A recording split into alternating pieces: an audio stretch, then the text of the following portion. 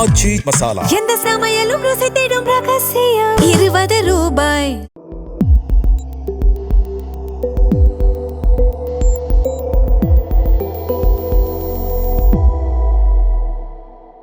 தமிழ் தடம் நேயர்களுக்கு வணக்கம். இன்றைய நேர்காணலில் நம்மோடு இணைந்திருப்பவர் ஊடகவியலாளர் திரு கெப்ரியல் தேவதாஸ் அவர்கள். சார் வணக்கம். வணக்கம் சார், இன்றைக்கு சட்டப்பேரவையில் டீலிமிட்டேஷனுக்கு எதிரான தீர்மானம் நிறைவேற்றப்பட்டிருக்கு. இதற்கு இத்தனை நாளாக திமுக ஆதரவு தெரிவிக்குமா தெரிவிக்காதா அப்படின்ற ஒரு கேள்விக்கு முற்றுப்புள்ளி வைக்கும் விதமாக திமுக இதற்கு ஆதரவு தெரிவிச்சிருக்காங்க. ஆனால் திமுக கூட்டணியில் இருக்க தேமுதிக டீலிமிட்டேஷனுக்கு நாங்கள் ஆதரவு தெரிவிக்கல அப்படின்ற மாதிரி சொல்லியிருக்காங்க. அதே மாதிரி அதிமுக தரப்பினரும் ஆதரவு தெரிவிக்கல. ஸோ எப்படி பார்க்குறீங்க? அதான் இன்னைக்கு சட்டமன்றத்தில் நடந்த விஷயங்களை நான் ஒரு அரசியல் பார்வையில் தான் அதை பார்க்க விரும்புகிறேன். ஒரு ரெசல்யூஷன் கொண்டு வந்திருக்காங்க டீலிமிட்டேஷனுக்கு எதிராக. இது ஒரு பொலிட்டிக்கல் மூன் தான் பார்க்குறேன். தாவேக்கா ரெண்டு விஷயத்த செய்ய முயற்சி பண்ணுறாங்க. ஒன்று, காவிரி இஷ்யூவை டைவெர்ட் பண்ணணும். ரெண்டாவது, திமுகவுக்கு அழுத்தம் போடணும். ஸோ ஒரே கல்லில் ரெண்டு மாங்காய். காவிரி இஷ்யூவை நல்லா வசதியாக டைவெர்ட் பண்ணியாச்சு. மக்கள் காவிரி இஷ்யூ பற்றி பேசினாங்க, எதிர்கட்சிகளும் காவிரி இஷ்யூவை பெருசாக பேசினாங்க, விவசாயிகளும் கோவத்தில் இருந்தாங்க. அதை மடைமாற்றம் பண்ணணும், அதை டைவெர்ட் பண்ணணும், காங்கிரஸ் பார்ட்டியை காப்பாற்றணும் அப்படின்றதுக்காக அனைத்து கட்சி கூட்டம் கூட்டலை. அது மட்டும் இல்லாமல் அதுக்கு ஏற்ற மாதிரி இன்னொரு இஷ்யூவை கையில் எடுக்கிறாங்க, டீலிமிட்டேஷன்ற இஷ்யூவை கையில் எடுக்கிறாங்க. ஸோ அந்த காரியத்தை பண்ணுறாங்க. ரெண்டாவது, திமுக ஓப்பனாக டீலிமிட்டேஷனுக்கு ஆதரவாகவும் பேசல, எதிராகவும் பேசல. ஒரு மாதிரி ஒரு பேலன்ஸ்டாக அப்படியே மெயின்டைன் பண்ணிக்கிட்டு இருக்காங்க, நடுவில் நிற்கிறாங்க. இப்ப காங்கிரஸ் பார்ட்டியை பொறுத்தளவுல திமுக மேல அழுத்தம் போட்டுக்கிட்டே இருக்காங்க. திமுக ஒரு ஸ்டாண்ட் எடுக்கணும் அப்படின்ற அந்த அழுத்தம் போட்டு அந்த இடத்துக்கு திமுகவை தள்ள முயற்சி பண்றாங்க. ஸோ நேச்சுரலா இப்ப நீங்க ஒரு ரெசல்யூஷன் பாஸ் பண்றீங்கன்னா திமுக ஒரு நிலைப்பாடை எடுத்து ஆகணும். இந்த இடத்துல திமுக ரெசல்யூஷனுக்கு சாதகமா ஆதரவா வாக்களிக்கிறாங்க. இது நான் எப்படி பார்க்கறேன்னா, ஒரு வகையில பார்க்கும்போது திமுகவை ரியாக்ட் பண்ண வச்சுட்டாங்க. ஆனால் இன்னொரு வகையில் பார்க்கும்போது திமுகவும் கிளவராக தான் கேமை பிளே பண்ணுறாங்க. ஏன்னா திமுகவை பொறுத்தளவில் இந்த ரெசல்யூஷனுக்கு சாதகமாக அவங்க வாக்களித்திருந்தாலும் உதயநிதி அவர்கள் சில கண்டிஷன்ஸை முன்வைக்கிறார். நாங்கள் டீலிமிட்டேஷனை எப்போ எதிர்ப்போம்னா சில கண்டிஷன்ஸ் அவர் சொல்கிறார். 1971 சென்சஸ் அடிப்படையில் டீலிமிட்டேஷனை இம்ப்ளிமெண்ட் பண்ணும். அதே மாதிரி 50% சமமாக ப்ரோரேட்டா பேசிஸில் நீங்கள் சீட்ஸை இன்க்ரீஸ் பண்ணும். இந்த மாதிரி விஷயங்கள்லாம் இருந்ததுன்னா நாங்கள் டீலிமிட்டேஷனை ஏற்றுக்கிறோம். ஆனால் இதெல்லாம் இல்லாமல் 2011 சென்சஸோ அதுக்கப்புறம் எடுக்கக்கூடிய சென்சஸையோ பேஸ் பண்ணி நீங்கள் டீலிமிட்டேஷனை கொண்டு வரீங்கன்னா நாங்கள் ஏற்றுக்க மாட்டோம் அப்படின்ற ஒரு கண்டிஷனையும் போடுறார். இது ஏன் புத்திசாலித்தனமான மூணு சொல்கிறேன்னா, இங்கே தாவேக்கா என்ன செய்ய முயற்சி பண்றாங்கன்னா, பாஜகவுக்கும் திமுகவுக்கும் ஒரு அண்டர்ஸ்டாண்டிங் இருக்குன்ற தோற்றத்தை ஏற்படுத்துறாங்க. ஸோ இங்க என்ன பண்றாங்க, ரெசல்யூஷனுக்கு சப்போர்ட்டா ஓட் போட்டுறாங்க. ஸோ அந்த முயற்சி எடுபடலை. நாளைக்கு அவங்க டீலிமிட்டேஷனுக்கு சப்போர்ட்டா பார்லமெண்ட்ல ஓட்டு போட்டாலும் சொல்லிடலாம், அவங்க நாங்க இந்த மாதிரி ஏற்கனவே சொன்னோம், சில கண்டிஷன்ஸ்க்கெல்லாம் உட்பட்டு தான் நாங்கள் சப்போர்ட் பண்ணோம் உங்களோட ரெசல்யூஷனை. ஸோ அந்த வகையில் இப்போ டீலிமிட்டேஷனை பொறுத்தளவில் பிஜேபி ப்ரோரேட்டா பேசிஸில் பண்ணுறாங்க. அதனால நாங்கள் டீலிமிட்டேஷனை சப்போர்ட் பண்ணுறோன்னு சொல்லிக்கலாம். ஸோ அதனால ஓரளவுக்கு திமுகவும் இதை கிளவராக ஹேண்டில் பண்ணியிருக்காங்க. இந்த விஷயத்தை திமுக கிளவராக ஹேண்டில் பண்ணாலும் ஓவராலாக எடுத்துக்கிட்டோம்னா, தமிழ்நாடு அரசியல் அப்படின்னு எடுத்துக்கிட்டோம்னா, இது திமுகவை ஒரு சிக்கலான ஒரு சூழலுக்கு தான் தள்ளுது. இந்த இடத்துல தப்பிச்சிட்டாங்க. ஆனால் நாளைக்கு பார்லமெண்ட்ல போய் திமுக டீலிமிட்டேஷனுக்கு ஆதரவாக ஓட்டு போடுறாங்கன்னா தமிழ்நாட்டில் மக்கள் ஒரு சந்தேக பார்வையோட தான் திமுகவை பார்ப்பாங்க. அதனால தான் இந்த ரெசல்யூஷனுக்கு எதிராகவே ஓட்டு போட முடியல. இந்த ரெசல்யூஷனுக்கு எதிராக ஓட்டு போட்டால் பின்னடைவு வரும்னு தெரிஞ்சுதான் நீங்கள் ரெசல்யூஷனுக்கு சாதகமாக ஓட்டு போடுறீங்க. நாளைக்கு நீங்கள் பார்லமெண்ட்ல போய் டீலிமிட்டேஷனுக்கு ஆதரவாக ஓட்டு போடுறீங்கன்னா நீங்கள் சொல்கிற லாஜிக் எல்லாமே கரெக்டு தான். நீங்கள் ஃபேர் டீலிமிட்டேஷன் தான் கேட்குறீங்க, நோ டீலிமிட்டேஷன் நீங்க கேட்கல, கண்டிஷன்ஸ்லாம் கிளியரா சொல்றீங்க. இதெல்லாம் சொன்னாலும் மக்கள் கிட்ட அது எடுபடாது. ஏன்னா மக்களை பொறுத்தளவுல நீங்க 10 ஆண்டுகளா பாஜக எதிர்ப்பு அரசியலை கடுமையா பண்ணிருக்கீங்க. அதுக்கு ஏத்த மாதிரி களத்தை நீங்க உருவாக்கி வச்சிருக்கீங்க. ஸோ இப்போ அது உங்களுக்கு எதிராக போகுது. இன்னைக்கு நீங்க பாஜக எடுக்கக்கூடிய அதே நிலைப்பாட்டை எடுக்கிறீங்கன்னா மக்கள் உங்களை சந்தேக பார்வையோட பார்ப்பாங்க. மக்களை பொறுத்தளவுல பாஜக ஒரு விஷயம் பண்றாங்க, நீங்க அதுக்கு எதிராக தான் பண்ணணும். நீங்க பாஜகவோட அதே ஸ்டாண்ட் எடுக்கிறீங்கன்னா மக்கள் உங்களை சந்தேக பார்வையோட பார்ப்பாங்க. ஆக்சுவலா என்ன பண்ணிருக்கணும் திமுக, இப்ப இன்னைக்கு ரெசல்யூஷன் கொண்டு வராங்க, ஆக்சுவலா திமுக என்ன பண்ணிருக்கணும்னா பிஎம்கே பண்ண விஷயத்தையும் அதிமுக பண்ண விஷயத்தையும் தான் பண்ணும். உங்க ஸ்டாண்ட் என்ன? ப்ரோரேட்டா பேசிஸ்ல டீலிமிட்டேஷன் கொண்டு வராங்கன்னா நாங்க ஆதரிப்போம், அதான உங்க ஸ்டாண்டு. இன்னைக்கு இந்த ரெசல்யூஷனை பொறுத்தளவுல டீலிமிட்டேஷன் எப்படி கொண்டு வருவாங்கன்னே தெரியல. இப்ப டீலிமிட்டேஷன் பில் ஆக்சுவலா என்ன இருக்குன்னு நமக்கு தெரியல. அப்ப நீங்க என்ன சொல்லணும்? எங்களுக்கு என்ன இருக்குன்னு தெரியல, ஸோ எங்களுக்கு ஓட்டு போட முடியாதுன்னு சொல்லணும். ஆனா அப்படி நீங்க சொல்லியிருந்தீங்கன்னா அதை வச்சு தாவேக்கு அரசியல் பண்ணிருப்பாங்க. ஆனா இந்த விஷயத்தை தான் பிரேமலதா அவர்கள் சொல்லியிருந்தாங்க. இந்த விஷயம் டீலிமிட்டேஷன் பில்ல வந்து எங்களுக்கு என்ன இருக்குன்னே தெரியல, நாங்க எதுனா நினைச்சு ஓட்டு போடுறது. அந்த ஸ்டாண்ட் தான் திமுக எடுக்கணும்.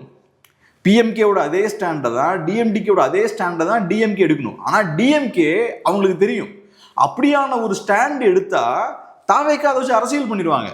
பாருங்க பாஜகவுக்கு சாதகமா திமுக செயல்படுறாங்கன்னு. ஸோ திமுகவை பொறுத்தவரை இது பெரிய விஷயம் கிடையாது. அசம்பிளியில ஒரு ரெசல்யூஷன் பாஸ் பண்றது பெரிய விஷயம் கிடையாது. ஏற்கனவே நம்ம காவிரி விவகாரத்திலையும் ரெசல்யூஷன் பாஸ் பண்ணியிருக்கோம். ரெசல்யூஷன் பாஸ் பண்றது நீங்க அசம்பிளியில ரெசல்யூஷன் பாஸ் பண்ணா அங்க அணைய கட்டம்லாம் ஸ்டாப் பண்ண முடியாது. அடுத்த ஸ்டேட்ல என்ன பண்றாங்கன்றதை நீங்க தமிழ்நாட்டில் தீர்மானிக்க முடியாது. அதே மாதிரி பார்லமெண்ட்ல டீலிமிட்டேஷன் பில் கொண்டு வராங்கன்னா அதை எந்த வகையிலையும் லீகலா இந்த ரெசல்யூஷன் இம்பாக்ட் பண்ணாது. ஸோ அதனால இங்க ஓகே ரெசல்யூஷன் சப்போர்ட் பண்ணுவோம். என்ன கார்னர் பண்ண பாக்குறீங்க, நான் சப்போர்ட் பண்றேன். ஆனா நாளைக்கு திமுக சொன்ன மாதிரி ப்ரோரேட்டா பேசிஸ்ல பிஜேபி கொண்டு வராங்கன்னா திமுக சப்போர்ட் பண்ணுவாங்கன்னு நம்ம பார்க்கணும். ஏன்னா இப்போ கிளியரா சொல்றாரு ப்ரோரேட்டா பேசிஸ்ல நீங்க டீலிமிட்டேஷன் கொண்டு நாங்கள் சப்போர்ட் பண்ணுவோன்றாரு உதயநிதி. அப்ப நாளைக்கு பிஜேபி அந்த மாதிரியான ஒரு பில்லை கொண்டு வராங்கன்னா திமுக சப்போர்ட் பண்ணுவாங்கன்னு நம்ம பார்க்கலாம். இல்ல அவரும் சொல்லிட்டாரு திமுக சப்போர்ட் பண்ண தான் பாக்குறாங்க அப்படின்னு சொல்லிட்டு. ஆனா இது பிஜேபியோட கூட்டணின்றதுக்கு வந்து சாலிடான இதா மாதிரி. ஏன்னா திமுகவோட இதுக்கு முன்னாடி இந்த கூட்டணியா இருக்கட்டும், விசிகாவா இருக்கட்டும், ஐயுஎம்எல்லா இருக்கட்டும், கம்யூனிஸ்டுகளா இருக்கட்டும், இவங்க எல்லாருமே வந்து சாலிடா இதை வந்து எதிர்க்கிறாங்க. ஸோ இந்த விதத்துல எப்படி பாக்குறீங்க? எனக்கு தெரியல. இப்போ எதிர்க்கிறவங்க கரெக்டான காரணம் கொடுக்கணும். நோ டீலிமிட்டேஷன் சொல்றது எனக்கு என்னமோ முட்டாள்தனமான ஸ்டாண்டா படுது. நீங்க நோ டீலிமிட்டேஷன் சொல்றது எப்படி இருக்குன்னா, இதுக்கு முன்னாடி நீங்க தானே கொண்டு வந்தீங்க. கான்ஸ்டியூஷன்ல டீலிமிட்டேஷன் இருக்கு, காங்கிரஸ் பார்ட்டி தான் டீலிமிட்டேஷன் இம்ப்ளிமெண்ட் பண்ணிருக்கீங்க, அப்புறம் நமக்கு 2 சீட்டை வேற பறிச்சிருக்கீங்க. இதெல்லாம் பண்ணிக்கிட்டு டீலிமிட்டேஷன் ரொம்ப மோசம், நோ டீலிமிட்டேஷன் தான் எங்க ஸ்டாண்டு. என்ன இப்ப என்ன பெரிய உங்களுக்கு ஒரு பெரிய இந்த புரிதல் ஏற்பட்டுருக்கு? பேசுறதுக்கு வாய்ஸே தெரியாது அப்படின்ற மாதிரி போறாங்க. இப்போ 500 சீட் இருக்கு, இப்போ 800 சீட் வந்துச்சுன்னா நாங்க பேசுறதே கேட்காதே அப்படின்ற மாதிரி. அப்போ 200 சீட்டா குறைச்சிருவோமா? 500 சீட் இருக்கு, உங்களுக்கு இன்னும் நல்லா பேசுறதுக்கு வாய்ப்பு கிடைக்கும். 500 நாங்கள் 200 குறைச்சிடுறோம், நல்லா இன்னும் நல்லா ஜாலியாக உட்காந்து பேசிட்டு இருக்கேன். அது விஷயம் இல்லை. இங்கே நீங்கள் என்ன பேசுறீங்க அப்படின்றது முக்கியம் கிடையாது. இப்போ நம்ம பார்த்தோம்னா ஒன்றும் பெருசாக ஒன்றும் அறிவுபூர்வமாலாம் இவங்க பேசலை. அசம்பிளியில் நடக்கிற விஷயங்கள் பார்க்குறோம்ல, நான் சொல்கிறேன். இப்போ அசம்பிளியில் நடக்கிற விஷயங்கள்லாம் மக்கள் பார்க்க ஆரம்பிச்சிட்டாங்க டிவியில். இவங்க பண்ணக்கூடிய கோமாளித்தனத்தெல்லாம் பார்க்கும்போது மக்களுக்கு ஜனநாயகத்தின் மேலே கூடிய நம்பிக்கையே சீக்கிரம் போயிடும். எனக்கு அப்படிதான் தோணுது. பொதுவாக மக்கள் என்ன எதிர்பார்ப்பாங்க, நம்ம தலைவர்கள் நம்மளை விட சிறந்தவர்களாக இருக்கணும், அறிவார்ந்தவர்களாக இருக்கணும், விஷயம் தெரிஞ்சவங்களா இருக்கணும். ஏன்னா அப்போதான் நமக்கு தலைவர்களாக இருக்க முடியும். ஆனால் இவங்கெல்லாம் பார்த்தோம்னா நம்மளை விட மோசமாக இருக்காங்க. அப்போ மக்களுக்கு இங்கே இருக்கக்கூடிய அரசியல் மேலேயும் அரசியல்வாதிகள் மேலேயும் ஜனநாயகத்து மேலேயும் நம்பிக்கை தான் போகும். அப்படிப்பட்ட சூழல் தான் நடந்துட்டு இருக்கு. அங்கேயும் ஏறக்குறைய இதே விஷயம்தான். நீங்கள் பேசுறதெல்லாம் இருக்கட்டும், ரைட்டு. ஆனால் எனக்கு முக்கியமாக தேவை என்னன்னா ரெப்ரசன்டேஷன். இப்போ சௌமியா அன்புமணி அவர்கள் நல்லா அழகாக சொல்லியிருப்பாங்க. இப்போ நான் ஒரு எம்எல்ஏவாக இருக்கேன், என் தொகுதியில் 3 லட்சம் பேர் இருக்காங்க. அவங்க எல்லாரையும் சந்திக்கிறதே எனக்கு ரொம்ப கஷ்டமாக இருக்குது. நான் ஒவ்வொரு கிராமத்துக்கு ஒரு நாள் போனால் கூட வருஷத்துக்கு ஒரு தடவை தான் அந்த கிராமத்துக்கு போக முடியுது. அப்போ என்ன ஆகுது, நான் எல்லா வேலையும் விட்டுட்டு ஒரு கிராமத்துக்கு ஒரு நாள் போனால் கூட வருஷத்துக்கு ஒரு தடவை தான் எனக்கு ஒரு கிராமத்தை பார்க்க முடியுது. அப்போ அந்த மக்கள்கிட்ட நான் போகும்போது அவங்க என்ன சொல்கிறாங்க, ஓட்டு கேட்க மட்டும்தான் நீங்கள் வரீங்க, இல்லைனா என் பக்கமே வரமாட்டேங்கிறீங்கன்றாங்க. ஆனால் நான் எப்படி டெய்லி போக முடியும்? எனக்கு மக்களை சந்திக்கிறத தாண்டி வேற வேலைகளும் இருக்கும். நிறைய நிகழ்வுகளுக்கு போக வேண்டியிருக்கும், அரசியல் ரீதியாக நிறைய அப்பாயின்மெண்ட்ஸ்லாம் இருக்கும். அதையும் தாண்டி நான் போய் விசிட் பண்ணணும். அப்போ நிறைய நேரங்களில் நிறைய கிராமங்களை விசிட் பண்ணவே முடியாது. விசிட் பண்ணுறது மட்டும் இங்கே பிரச்சனை இல்லை, உங்களுக்கு வேலை சுமையும் அதிகமாகுது இல்லை. அப்போ பாப்புலேஷன் ஏறுற மாதிரி அதுக்கு ப்ரொபோஷனலாக நீங்கள் நம்பர் ஆஃப் சீட்ஸை டெஃபினட்டாக இன்க்ரீஸ் பண்ணணும். அது தேவைதான். இப்போ காங்கிரஸ் பார்ட்டியோட வாதம் என்னவா இருக்குன்னா, டீலிமிட்டேஷன் கொண்டு வரீங்க, ரைட்டு, 50% ப்ரொபோஷனலாக ஏற்றுறீங்க, அதில் ஒன்றும் சிக்கல் இல்லை. ஆனால் நீங்கள் அதுக்கப்புறம் தொகுதியை நீங்கள் ரீட்ரா பண்ணுறீங்கல்ல, மறுவரை பண்ணுறீங்கல்ல, அப்போ உங்கள் வசதிக்கு ஏற்ற மாதிரி நீங்கள் பண்ணிடுவீங்க. இப்போ உதாரணத்துக்கு ஒரு பகுதியில் முஸ்லீம் ஓட்ஸ் நிறையா இருக்குது, இல்லைனா கிறிஸ்டின் ஓட்ஸ் நிறையா இருக்குது, மைனாரிட்டி ஓட்ஸ் நிறையா இருக்குன்னு வச்சுப்போம். அப்போ அதை நீங்கள் 2ஆக உடைக்கிறதுக்கு வாய்ப்பு இருக்குது. அப்போ அந்த ஓட்ஸ் உடையிறதுக்கு வாய்ப்பு இருக்குது. இந்த மாதிரி ஒரு ஆர்கியூமெண்ட் வைக்கிறாங்க. ஆனா அந்த ஆர்கியூமெண்ட் பத்தி தமிழ்நாடு கவலைப்பட வேண்டியது இல்லைன்னு நினைக்கிறேன். தமிழ்நாட்டில் பிஜேபி பெருசா பவர்ஃபுல்லா இல்லை. இந்த அசம்பிளி எலெக்ஷன்ல பார்க்கும்போது இவ்வளவு நாட்கள் இங்க ஒர்க் பண்ணியும் அவங்களால ஒரு சீட் தான் ஜெயிக்க முடியுது. காங்கிரஸும் தமிழ்நாட்டில் ஒன்றும் பெரிய பலமாலாம் இல்லை. ஸோ தமிழ்நாட்டில் அந்த சிக்கல் இருக்குமான்னு தெரியல. எனக்கு என்னமோ என்னவா இருந்தாலும் திமுக, அதிமுக, தாவேகா இந்த கட்சிகள் தான் இருக்க போறாங்க. நார்த்ல மேபி அப்படிப்பட்ட சூழல் இருக்கலாம், எனக்கு தெரியல. ஆனா இந்த மாதிரியான காரணங்கள் சொல்லி நீங்க டீலிமிட்டேஷனை செய்ய விடாம எவ்வளவுலாம் பண்ணிட்டு இருப்பீங்க. அப்ப நீங்க சொல்ல வர்றது என்ன? டீலிமிட்டேஷன் நியாயப்படி நடக்கணும்னா காங்கிரஸ் தான் நியாயப்படி பண்ணுவாங்க. அப்ப நம்ம எல்லாரும் காங்கிரஸ் பார்ட்டி ஜெயிக்கிற வரைக்கும் வெயிட் பண்ணிக்கிட்டே இருக்கும். அப்போ பிஜேபி சொல்லுவாங்களா இப்போ நீங்க உங்களுக்கு தேவையான மாதிரி ட்ரா பண்ணிப்பீங்க? இப்போ தமிழ்நாட்டு மக்களை பொறுத்தளவுல எனக்கு காங்கிரஸ் நண்பர் ஒருத்தர் கூட இந்த மாதிரி விவாதம் வந்தது. அவர் என்ன சொல்றாரு, நாங்க நோ டிலிமிட்டேஷன் சொல்றதுக்கு காரணம் என்னன்னா காங்கிரஸோட ஸ்டாண்ட் வந்து பாஜக மோசமான கட்சி, ஸோ பாஜகவோட டீலிமிட்டேஷனா ஏத்துக்க மாட்டேங்கிறோம், அதை தான் நோ டிலிமிட்டேஷன் நாங்கள் சொல்றோன்ற. ஆனா தமிழ்நாடு நான் பார்க்கும்போது உங்க 2 பேருக்கு ஒரு வித்தியாசமும் கிடையாது. காங்கிரஸ் பார்ட்டி நினைச்சுக்கலாம் ஏதோ பிஜேபியோட நாங்க ரொம்ப பெரியவர்கள், உயர்ந்தவர்கள், சுப்பீரியர் நீங்க நினைச்சுக்கலாம். ஆனா நான் ஒரு தமிழனா பார்க்கும்போது பாஜக எப்படி தமிழர்களுக்கு எதிராக செயல்பட்டு இருக்கோ அதே மாதிரி தான் நீங்களும் எங்களுக்கு எதிராக செயல்பட்டு இருக்கீங்க. உங்க பீரியட்ல தான் 2 சீட்டு நாங்க தொலைச்சிருக்கோம்.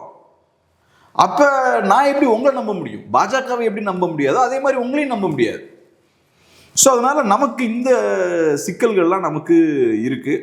ஆனா டீலிமிட்டேஷன் தேவைதான். ஸோ இப்போ நீங்கள் பேசும்போது சொல்லியிருந்தீங்க இந்த மாதிரி சட்டசபையில் இவங்க எம்எல்ஏக்கள், எம்பிக்கள் பேசக்கூடிய விஷயங்கள் வந்து ஜனநாயகத்தை வந்து கேள்விக்குள்ளாக்கி வரும் அப்படின்ற மாதிரி சொல்கிறீங்க.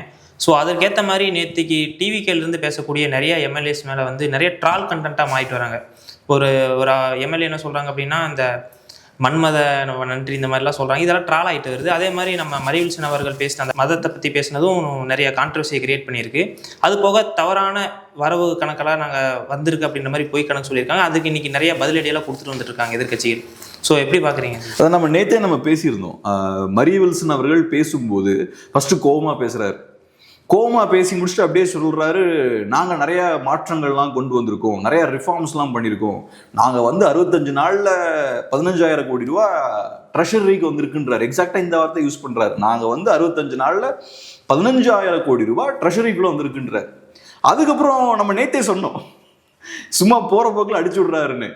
ஏன் நம்ம அதை சொல்றோம்னா அதுக்கான வாய்ப்பே கிடையாது. இதுக்கு ஒன்றும் பெரிய டீப்பான ரிசர்ச்லாம் தேவையில்லை, அதுக்கான வாய்ப்பே கிடையாது. ஸோ அவரை பொறுத்தளவில் இந்த மாதிரி விஷயங்கள் சொல்லும் போது என்ன ஆகும்னா அதை மட்டும் கட் பண்ணி தாவேகா நண்பர்கள் சோசியல் மீடியாவில் போய் பிரச்சாரம் பண்ணுவாங்க. பாருங்க, நாங்கள் வந்து 65 நாளில் 15,000 கோடி ரூபாய் எக்ஸ்ட்ரா கொண்டு வந்துட்டோம், இன்னும் 1 வருஷத்துல கடன் ஃபுல்லாக தீந்துரும் அப்படி இப்படின்னு அடிச்சு விட ஆரம்பிச்சிருவாங்க. ஸோ இவங்களை பொறுத்தளவில் அதுக்கேற்ற மாதிரி பேசுறது. அப்புறம் இன்னைக்கு இபிஎஸ் அவர்களும் அதை பற்றி கேட்குறாரு.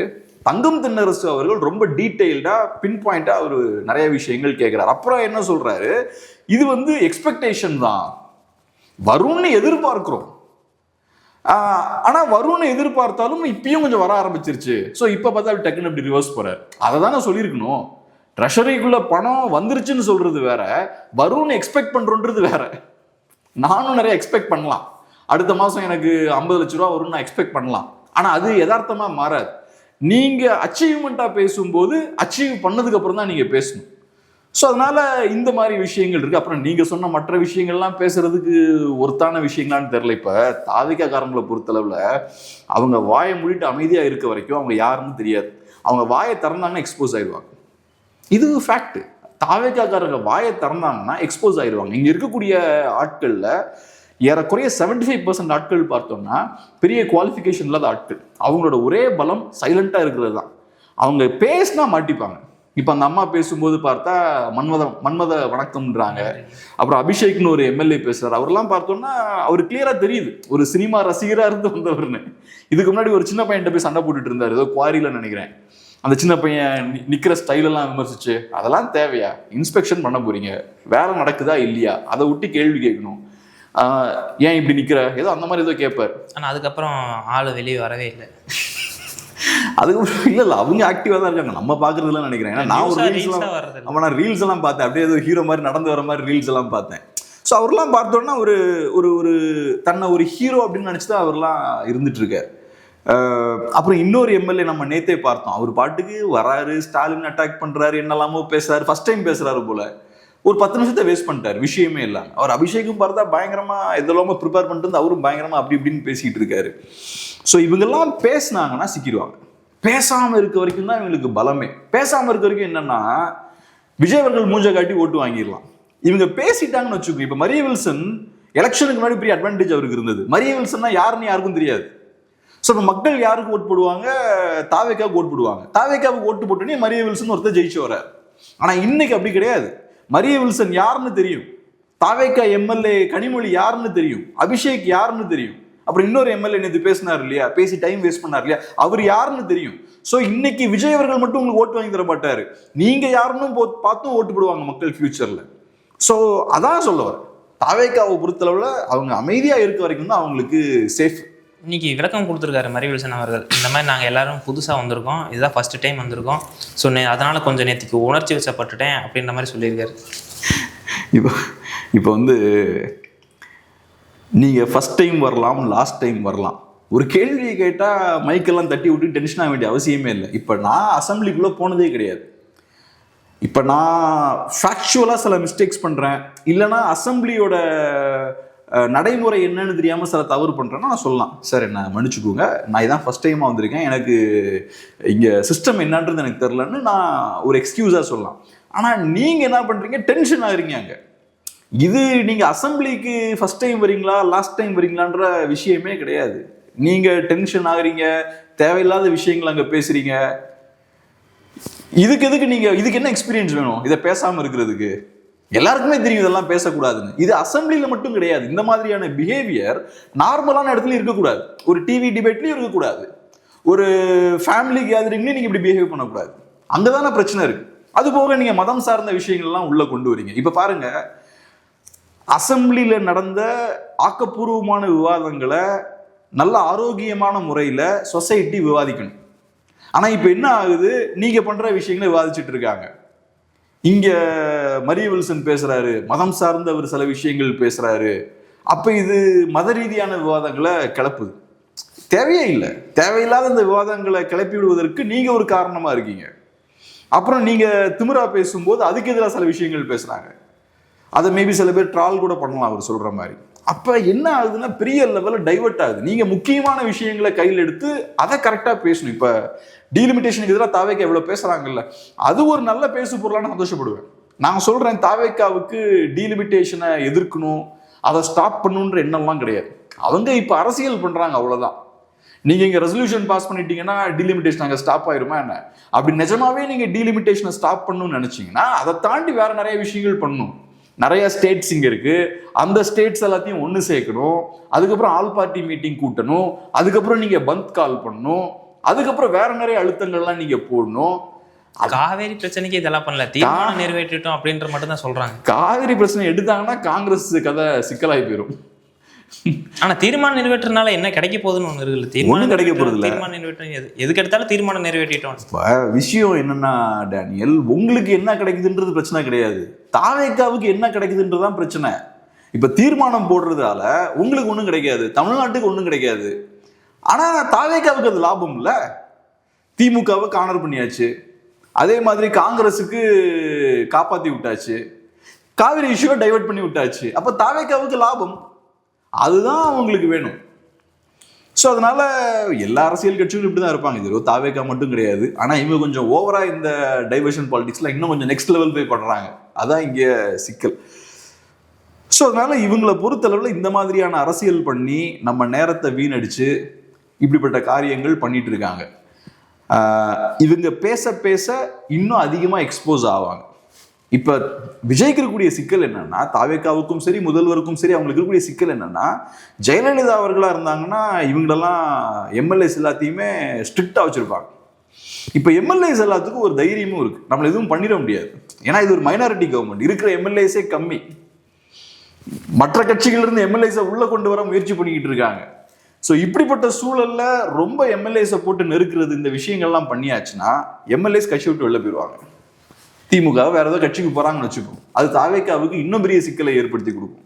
ஸோ அதனால இது பார்த்தோம்னா இவங்களுக்கு ஒன்றும் பெருசாக செயல்படவும் முடியல, சிங்கிள் மெஜாரிட்டியும் இல்லை, கூட்டணி கட்சிகள்லாம் ஒரு சைடில் இழுக்கிறாங்க, இன்னொரு சைடில் எம்எல்ஏஸ் மினிஸ்டர்ஸ்லாம் கண்ட்ரோல் பண்ண முடியல, ஒரு மாதிரி கண்ட்ரோல் இல்லாத ஒரு குரூப்பாக தான் இருக்காங்க. இதை ஃபுல்லாக இப்போதைக்கு மேனேஜ் பண்ணுறது யாருன்னு பார்த்தா விஜய் அவர்கள் தான். அவரோட இமேஜை வச்சு ஓட்டிட்டு இருக்காரு. இவங்க பண்ணக்கூடிய தவறுகள் எல்லாத்தையும் கவர் பண்ணுற மாதிரி அவருக்கு ஃபேமஸான இமேஜ் இருக்கு. ஒரு 10 நாள் இவங்க ஏகப்பட்ட பிரச்சனைகளை கிரியேட் பண்ணுறாங்க. அதுக்கப்புறம் விஜய் வந்து ஒரு மாதிரி ஒரு ஸ்பீச் ஏதாவது கொடுத்தாச்சுன்னா ஓரளவுக்கு அதெல்லாம் காம் பண்ணிடுறாரு. ஸோ இப்போ அவரோட ஃபேமை வச்சு வண்டியை ஓட்டிகிட்டு இருக்காங்க. விஜய் அப்படின்ற ஒரு இண்டிவிஜுவல் வச்சு இப்போ வண்டியை ஓட்டிட்டு இருக்காங்க. ஆனால் அதுக்கு ஒரு லிமிட் இருக்கு. இப்போ அதே மாதிரி இந்த மத பிரச்சனை இதில் வந்து திருமா அவர்கள் வந்து விமர்சிக்கப்படுறாரு. என்ன அப்படின்னா, இதற்கு முன்னாடி வந்து மரியவில்சன் அவர்கள் வந்து அசம்பிளியில் பட்ஜெட் படிக்கும்போது வந்து ஜெபமாலை கொண்டு வந்தார் அப்படின்ற மாதிரி சொன்னாங்க. அதற்கு திருமா அவர்கள்கிட்ட கேள்வி எழுப்பும்போது வந்து அவரோட பர்சனல் நம்பிக்கை, அதில் நம்ம யாரும் சொல்ல முடியாது, இது இந்தியாவோட சுதந்திர அமைப்பு அப்படின்ற மாதிரி சொல்கிறாரு. ஆனால் இதே திருமா அவர்கள் வந்து பார்லிமெண்ட்டில் ஒன்று சொல்லியிருக்காரு. என்ன அப்படின்னா, இங்கே வந்து நாடா மதமா அப்படின்னு வந்துச்சு அப்படின்னா நீங்கள் எந்த பக்கம் நிற்பீங்க? நாடுங்கிற பக்கம் தான் நிற்கணும், மதம் அப்படிங்கிற பக்கம் நின்னா அப்படின்னா நம்ம சுதந்திரமே இல்லாமல் போயிடும் அப்படின்ற மாதிரி சொல்லியிருக்காரு. ஸோ 2 பக்கம் கான்ட்ரடிக்ஷனாக இருக்குல்ல. ஒரு இங்கே வந்து தாவேகா கவர்மெண்ட்டுக்கு சப்போர்ட் பண்ணுற மாதிரி அங்கே பிஜேபி கவர்மெண்ட்டுக்கு சப்போர்ட் பண்ணோம், ஆனால் அங்கே வேற மாதிரி இங்கே வேற மாதிரி பேசுகிறாங்க. இல்லை, இது ரெண்டும் வேற வேற. திருமாவோட வாதம் வந்து கரெக்டு தான். இப்போ நானுமே மரியவில்சன் அவர்கள் அவரோட ஜெபமாலையெல்லாம் தூக்கிட்டு வரக்கூடாதுன்னா சொல்ல முடியாது, அது அவரோட இஷ்டம். இப்போ ஒரு இஸ்லாமியர் ஒரு டோப்பி மாட்டுறாருன்னு வச்சுப்போம், ஒரு ஹிந்து அவரோட மதத்தை வெளிப்படுத்துகிற மாதிரி சில விஷயங்கள் பண்ணுறாருன்னு வச்சுப்போம், அதை நம்ம எதுவும் சொல்ல முடியாது. ஆனால் இங்கே என்ன ஆகுதுன்னா, மதம் சார்ந்தும் அவர் பேசுகிறார். ஆனால் என்னோட பர்சனலான நம்பிக்கை என்னன்னா, என்னோட பர்சனல் ஸ்டாண்டு, ஒருத்தவங்களும் அவங்களுக்கு பிடிச்ச மாதிரி பிஹேவ் பண்ணிக்கலாம். நான் என்ன சொல்லுவேன்னா, ஒரு பொலிட்டீஷியனாக ஒருத்தர் இருக்காருன்னா அவர் நியூட்ரலாக இருக்கணும். ஒரு குறிப்பிட்ட மதத்தை சார்ந்த வேணாம் அப்படின்றதெல்லாம் காட்டாமல் இருக்கிறது பெட்டர். அங்கே நீங்கள் நியூட்ரலான மனிதராக இருக்கலாம். நீங்கள் ஒரு பப்ளிக் ஃபிகராக இருக்கீங்க, நீங்கள் வீட்டில் என்னாலும் ப்ரேயர் பண்ணிக்கோங்க, வீட்டில் ப்ரேயர் பண்ணிக்கோங்க, உங்களுக்கு பிடிச்ச கோயிலுக்கெல்லாம் போங்க, எல்லாம் பண்ணுங்க. வெளியில் அதை ப்ரொஜெக்ட் பண்ண வேண்டிய அவசியம் கிடையாது. வெளியில் உங்களுக்கு ஒரு ஒர்க் இருக்குது, அந்த ஒர்க்கை மட்டும் பண்ணுங்க. அந்த ஒர்க்கு பண்ண வந்த இடத்துல பைபிள் பற்றி பேசுறது, கிறிஸ்டியானிட்டி பற்றி பேசுறது அப்படிலாம் பேசும்போது ஒரு ரிலிஜனை நீங்கள் தூக்கி பிடிக்கிறீங்கல்ல. ஒரு ரிலிஜனை நீங்கள் தூக்கி பிடிச்சாலே அது மற்ற ரிலிஜன் ஆட்களுக்கு சங்கடத்தை ஏற்படுத்தும் இல்லை. ஏன் அந்த விஷயத்தெல்லாம் பண்ணுறீங்க? நீங்கள் பாருங்கள், எல்லாருமே நெகட்டிவாக பேசுகிறாங்க. எல்லாருமே நெகட்டிவாக பேசுறதால தான் வேற வழி இல்லாம நீங்களும் இறங்கி வரீங்க. இப்ப நீங்க ஏன் இறங்கி வரீங்க? மன்னிப்பு கேட்கல. தாவேக்கால யாருமே மன்னிப்பு கேட்க மாட்டாங்கன்னு வச்சுக்கோமே, கரூருக்கே அவங்க மன்னிப்பு கேட்கல. கிறிஸ்டியானிட்டியில பொறுத்த வரைக்கும் மன்னிப்பு கேட்டு அதை இது பண்றதுதான் ஒரு இதாவே பார்க்கப்படும். ஆனா இவங்க யாருமே அதை பண்றதே இல்லை. இது என்னங்க, இது என்ன கிறிஸ்டியானிட்டி சம்பந்தப்பட்டதா? இது கட்சிங்க. தாவேக்காவுன்னு கல்ச்சர் இருக்குல்ல. தாவேக்கா கரூர் சம்பவம் நடந்தப்பவே மன்னிப்பு கேட்கல, எஸ்கேப் பண்ணாங்களே தவிர மன்னிப்பு கேட்கல. எல்லாம் அப்ஸ்காண்ட் ஆயிட்டாங்க, ஆனா மன்னிப்பு கேட்கல. இங்கேயும் பார்த்தோம்னா மரியவில்சன் அவர்கள் மன்னிப்பு கேட்கல, பட் நீங்க சொன்ன மாதிரி கொஞ்சம் சாஃப்ட் டோன்ல இப்ப பேசுறாரு. ஏன் இங்க இறங்கி வராரு? நேத்து எகிரி அடிச்சாரு, நேத்து அக்ரெசிவா போறாரு. நேத்தையும் அக்ரெசிவா போறாருன்னா நம்ம கிட்ட விளையாடுறாங்க, நம்ம டஃபா டீல் பண்ணுவோம். கீர்த்தனாவும் இப்படிதான் பண்ணாங்க. கொஞ்சம் ட்ரால் எல்லாம் பண்ணும்போது கொஞ்சம் அக்ரெசிவா ஏறி வந்தாங்க, அப்பதான் அது கம்மியாகும். அப்புறம் பேக் ஃபயர் ஆயிடுச்சு. நேத்து பேக் ஃபயர் ஆனோன்னு இப்ப லைட்டா அப்படியே சாஃப்டா போறாரு. ஏன் சாஃப்டா போறாருன்னா அவருக்கு தெரியுது இது கட்சிக்கு கெட்ட பேரை ஏற்படுத்தி கொடுக்குது, தலைமைக்கு கெட்ட பேரை ஏற்படுத்தி கொடுக்குது, நமக்கும் கெட்ட பேரை ஏற்படுத்தி கொடுக்குது. அப்ப ஏதோ ஒரு வகையில செய்தி அங்க போய் சேர்ந்திருக்கும், கரெக்டா பேசணும்னு யாராவது எடுத்து சொல்லியிருப்பாங்க. அப்புறம் இப்ப கொஞ்சம் சாஃப்டா போறாரு. அதனால இந்த மாதிரியான விஷயங்கள்ல ரொம்ப கவனமா இருக்கும். நம்ம வந்து உள்ளபடியே இப்ப பப்ளிக் சர்வீஸ்க்கு வரோம்னா நம்ம மனிதர்களை மனிதரா பார்க்கணும். அங்க என்னோட மதத்தை நான் ப்ரொஜெக்ட் பண்ணுவேன், என்னோட ஜாதியை நான் ப்ரொஜெக்ட் பண்ணுவேன், என் ஊரை நான் ப்ரொஜெக்ட் பண்ணுவேன், அதெல்லாம் கரெக்டா இருக்காது. நம்ம தமிழர்கள்னா தமிழர்கள்னு பார்க்கணும். ஸோ அப்போ இவங்களை பொறுத்தளவில் பார்க்கும்போது நீங்கள் நல்லா கவனிங்களேன், இந்த நிறைய எம்எல்ஏஸ் பாருங்களேன், இவங்க எல்லாத்துக்கிட்டையும் ஒரு விதமான ஒரு நார்சிசிசம் இருக்கு. அந்த நான் அப்படின்ற அந்த விஷயம் வந்து தெரியுது. இவர் பேசும்போதும் அவரை டச் பண்ணிட்டா கோவம் வருது அவருக்கு. அதே மாதிரி இன்னொரு சில எம்எல்ஏஸ், அவங்க பேரெல்லாம் நான் சொல்ல, அவங்க பேசும்போதும் பார்த்தா அவங்கள ப்ரொஜெக்ட் பண்ணுறதுல தான் அவங்களுக்கு எல்லா கவனமும் இருக்கு. ஸோ அப்போ நீங்கள் எப்படி இருக்கீங்கன்னா, இது ஹியூமன் சைக்காலஜி தான். விஜய் அவர்கள் தன்னை ஒரு பெரிய ஒரு இண்டிவிஜுவலாக எஸ்டாப்ளிஷ் பண்ணியிருக்காரு, ஒரு கல்ட் ஃபிகரை எஸ்டாப்ளிஷ் பண்ணியிருக்காரு. நீங்கள் எல்லாருமே அவர் பின்னாடி ஓடுறீங்கன்னா அப்போ உங்களோட ஆசையும் அதுதானே, நானும் அவரை மாதிரியான ஒரு பெரிய கல்ட் ஃபிகராக இருக்கணும்னு. இப்போ நீங்கள் ஒரு பெரிய ஒரு சிந்தனையாளர் பின்னாடி ஓடுறீங்கன்னு வச்சுப்போம், நானும் அவரை மாதிரி ஒரு பெரிய சிந்தனையாளராக வரணும்னு நினைப்பீங்க. ஆனால் இப்போ விஜய் அவர்களோட கான்ட்ரிபியூஷன் என்ன? அவர் ஒரு கல்ட் ஃபிகர், அவ்வளோதான். அவர் ஃபேமஸான ஆள். அப்போ அவருக்குன்னு சில மேனரிசம்லாம் இருக்கு. அந்த கல்ட் ஸ்டேட்டஸ் அடைகிறதுக்கு சில விஷயங்கள்லாம் விஜய் பண்றாரு. அதே தான் நானும் பண்ணுவேன். அதுலேருந்து இந்த சாரி அதெல்லாம் இங்கே வருது, வேற எங்கேருந்து வருது? இப்போ ஒரு அபிஷேக்லாம் பார்த்தா அவர் ஒரு குட்டி ஹீரோவாக தான் பிஹேவ் பண்ணிட்டு இருக்காரு. அஃப்கோர்ஸ் அது அவரோட பர்சனல் விஷயம். பட் நான் அதை பார்க்குறேன்ல, பார்த்தா நான் அதை அப்சர்வ் பண்ணலாம், சொல்லலாம். ஸோ இந்த மாதிரியான விஷயங்கள்லாம் பார்த்தா அங்கேருந்து தான் வருது. ஸோ அதனால ஒரு விதமான ஒரு நார்சிசிசமாக நம்ம அங்கே பார்க்க முடியுது. இன்னொரு பக்கம் சபாநாயகரும் ஒன் சைடாக இருக்காரு அப்படின்ற மாதிரியும் குற்றச்சாட்டு. எப்போதான் அப்படி இல்லை, எப்பவும் அப்படி தான் இருப்பாங்க. ஆனால் இன்ஃபேக்ட் தாவே கலக்கூடிய மற்ற ஆட்கள்லாம் பார்க்கும்போது ஜேசிடி பிரபாகர் அவர்கள் கொஞ்சம் பெட்டர். அவர் கொஞ்சம் மெச்சூராக சில விஷயங்களை ஹேண்டில் பண்ணுறாரு. ஆனால் ஒன் சைடாக தான் இருக்கார், அதுலலாம் எந்த மாற்று கருத்தும் இல்லை. எப்போவுமே சபாநாயகர்கள் ஒன் சைடாக தான் இருப்பாங்க, இருக்கக்கூடாது, பட் அப்படி தான் இருப்பாங்க. இல்லை, பேச விடுறதுக்கு அந்த மாதிரி விஷயங்களுக்கு ஓகே, தேவையில்லாத விஷயங்கள் பேசும்போது கூட அவங்களுக்கு உரிமை கொடுக்குறாருல, அந்த விதத்தில் பர்சனல் அட்டாக்ஸ் ரொம்ப அதிகமாக இருக்குது, விடக்கூடாது. ஆனால் யூஸ்வலாக ஸ்பீக்கர்ஸ் வந்து எப்போவுமே ஆளுங்கட்சி சார்பாக தான் இருப்பாங்க. ஏன்னா அந்த கட்சிக்காரங்கள இதுக்கு முன்னாடி அப்படி தான் இருந்தாங்க. திமுக பீரியட் எப்படி இருந்தது, அப்பாவும் எப்படி இருந்தார், அப்பாவுலாம் ஒரு காலத்தில் பாசிட்டிவாக ரொம்ப எமோஷ்னலாலாம் அவரை பார்த்தாங்க. அவருக்கு அந்த வாய்ப்பெல்லாம் மறுக்கப்படும் போது ரொம்ப எமோஷ்னலாக அவரை பார்த்தாங்க. ஆனால் ஸ்பீக்கர் ஆனதுக்கப்புறம் அவரோட கேரக்டரே கம்ப்ளீட்டாக மாறிடுச்சு இல்லை. ஸோ இவரும் அந்த வகையில் பயஸ்டாக தான் இருக்கார். நடுநிலையோடலாம் அவர் செயல்படலை. ஒரு நடுநிலையாக இருந்து தான் அவர் அதை அணுகணும். ஆனால் அப்படி அவர் கண்டிப்பாக பண்ணல. ஆனால் தாவேக்காவோட மற்ற ஆட்களை பார்க்கும்போது இவர் கொஞ்சம் மெச்சூர்டாக பேசுகிறார். அட்லீஸ்ட் சில விஷயங்கள்லாம் கரெக்டாக ஸ்டாப் பண்ணுறாரு. இப்போ ஆதவர்ஜுனா அவர்கள்லாம் சில நேரங்களில் லிமிட்டை கிராஸ் பண்ணி போகும்போது கரெக்டாக ஸ்டாப் பண்ணுறாரு. போன தடவையும் பண்ணார், இப்பயும் பண்ணார். ஸோ அந்த மாதிரி சில பாசிட்டிவான விஷயங்கள் இருக்குது. ஆனால் அஃப்கோர்ஸ் அவர் பயஸ்டாக தான் இருக்கார். பார்க்கலாம் சார், நிறைய விஷயம் நம்மளோட பகிர்ந்துட்டீங்க. நன்றி.